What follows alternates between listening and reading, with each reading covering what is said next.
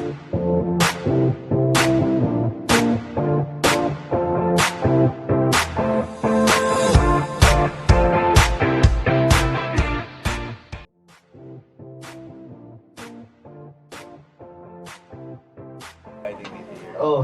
no, it's my pleasure. It's my pleasure to have you. So good afternoon to all of our bloggers, vloggers. Thank you so much for coming here. Welcome to the Bloggers Conference of INDAK. I'm Cholo de la Cruz and I'll be facilitating this conference this afternoon. So before we start, of course, we would just like to remind you on August 7th of all, Viva Films and Scratch It proudly brings to the big screen INDAK. Ayan ang dance musical featuring the country's premier actors, of course, our total performer who we have here beside me, Sam Concepcion, and 2019 Famas and Gawa Durian Best Actress Nadine Lustre, who unfortunately can't be here this afternoon, and also si Derek won't be here also. Our concert director debut, of course, of his commercial directing career, Paul Alexei Basinillo. Unfortunately, he can't be here this afternoon. But hey, we have Sam Concepcion here to answer all of your questions and to talk about the film. So please, if you have any questions, just raise your hands. We have a mic here for you guys para marinig kayo at umabot sa inyong mga mic. Kasi ang layo natin. Oo Hindi tayo kasi, magkarinig. actually, kaya ako naka-mic kasi intimate tong ano natin, gathering natin this afternoon. So again, ayun, welcome to the Bloggers Conference. Let's start it. If you guys have any questions, raise your hands and then we'll just give you the mic for you to, of course. Huwag lang math. Oo, huwag lang math daw. History, okay lang. History, science is okay. Okay. Math, I might need a piece of paper. Ayun. So, ayan, please raise your hands if you have any questions. And then, ako na lang mismo ang magbibigay sa inyo ng ating hiwagang microphone. Yan. Oo. Sasagot po si Sam via interpretative dance. Bilang dance film ito. Di ba? Pwede naman.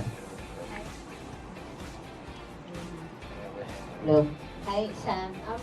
Pa-share naman ng whole experience mo na finally meron kang movie na perfect din sa'yo since you're a total performer then this is a dance film.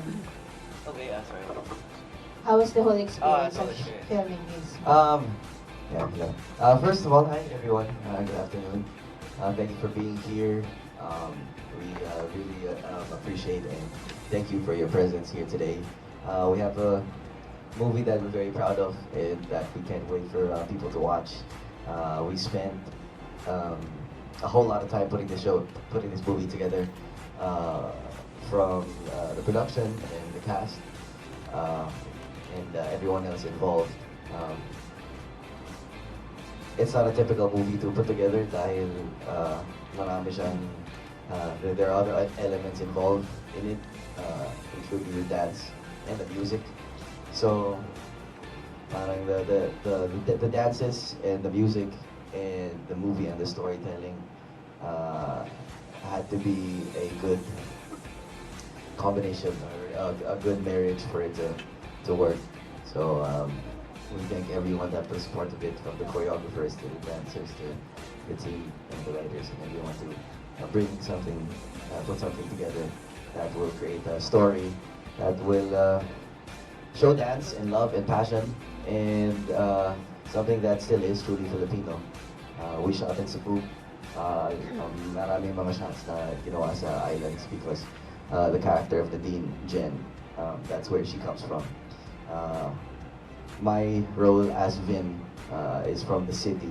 He's the captain of the dance team, and as you know, he's a type who's very ambitious, who has goals, who has a lot of things going for him, but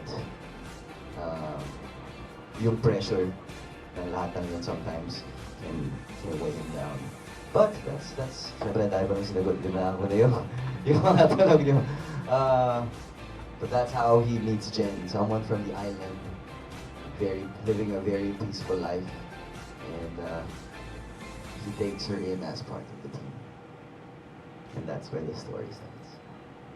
Alright, thank you very much. By the way, since this is a very, very intimate Bloggers Con, siguro it's best also that we introduce ourselves and tell us who are you representing para mas ma-address namin kayo properly. Yes. Alright, so... It's a sir, ma'am, doctor. Oo, kung engineer po kayo, ma'am, sir. at least marespeto po natin yung mga taong pag-aaral. sa inyo. Tama. Bro, sized. Attorney. Sayang din naman yung 8 years, di ba, na inaaral natin actress. Okay, next question po tayo. Just raise your hand. Okay. Hi, Sam. Good afternoon. Yes, hi, Good good afternoon. First time niyo ba magka-work ni Nadine? In the movie, definitely. Opo. How is it We've working done with shows her? together, mga live shows, but I think acting-wise, ito yung first time na kami magkasama. Paano ba nangyari? Nag-jive na ba kayo agad? O paano? Yeah, no, definitely. Of course, I mean, we've been friends for a while now. And I think that's what made it a lot easier and a lot more fun to do. Syempre, you know, having, you know, we already know each other. We know how to, we work around each other all the time. But on set, syempre, we still bring that there. Pero, iba rin eh. Actually, iba rin siya na-experience kasi parang ngayon, parang work, you put us in a work atmosphere. And I guess it's a little different.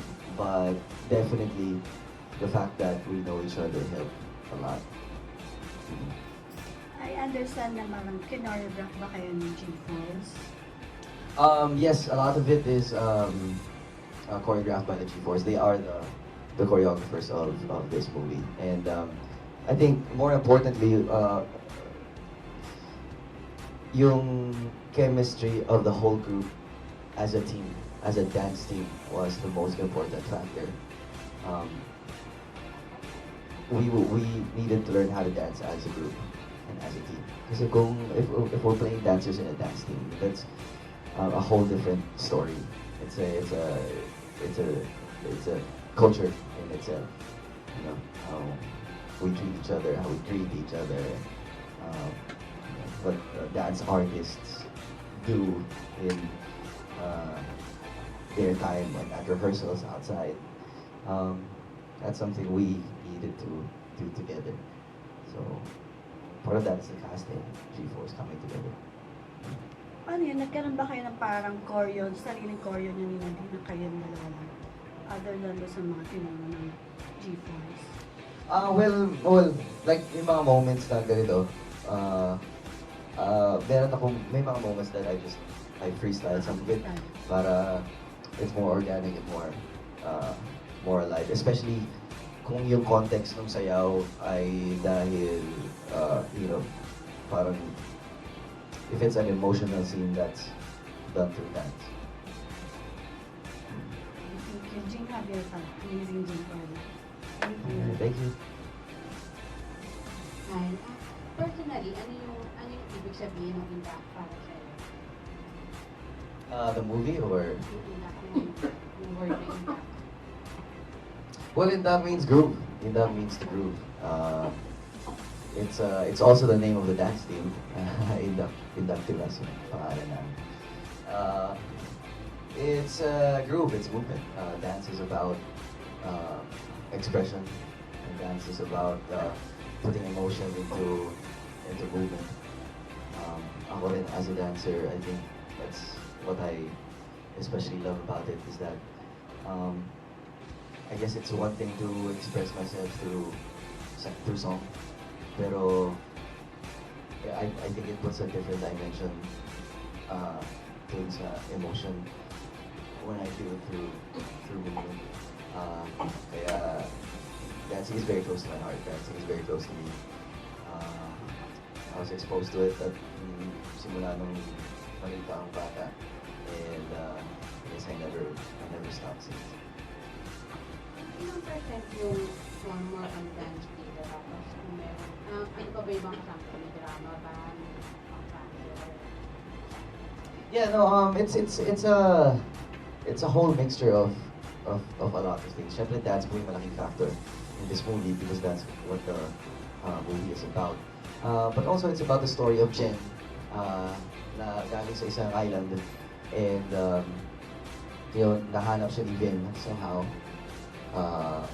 And pinuntahan ni Vin si Jen the islands to recruit her to be part of the dance team. So a lot of the story is about, I guess, stepping out of your comfort zone and confronting the unknown. And it's a story about discovery, of self-discovery, of coming to terms with yourself and your situations in life. And it's a story about passion, about love, about uh, relationships, about family. Uh, so when it comes to that, it's at the very core still a very Filipino film may puso. Last mo na. May similarity ba yung character? Sa person? I guess, yeah, meron ding similarities, masasabi ko. Yun nga, Vince very ambitious. There's a lot that people expect from him, and he wants to live up to that. He doesn't want to let people down, especially himself. Si Vin maraming tumitingala sa kanya as a leader, as a captain of the dance team. That kind of pressure sometimes weighs a person down, and sometimes he will turn to love to save him. Similar in a way that for me, I like to think of myself to be ambitious and have goals, and a lot of dreams, and to be able to keep growing, and to be able to live up to my own expectations of myself. Be an example. Thank you for the question. Meron pa po ba tayo?